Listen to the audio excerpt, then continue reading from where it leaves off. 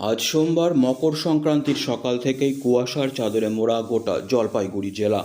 বইছে ঠান্ডা শীতল হাওয়া। কয়েকদিন ধরেই জলপাইগুড়ির সর্বনিম্ন তাপমাত্রা 9 থেকে 10 ডিগ্রির আশেপাশে ঘোরাফেরা করছে। যদিও আজকের সকালের তাপমাত্রা 11 ডিগ্রি সেলসিয়াস বলে জানা গেছে। ঠান্ডায় জুবুথুবু জলপাইগুড়িবাসী। সকাল থেকেই সূর্যের দেখা নেই। গ্রামগঞ্জের বিভিন্ন মাঠঘাট বা রাস্তাঘাট সব জায়গারই দৃশ্যমানতা কম রয়েছে। বেলা বাড়ার সাথে সাথে বাড়ছে কুয়াশার দাপট।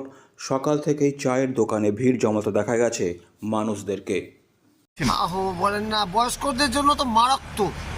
বয়স্করা এখনো ঘুমায় আছে। আমার বাবার বয়স হচ্ছে 86 বছর, উনি এখনো উঠতে পারেন নাই, ঘুমায় আছেন।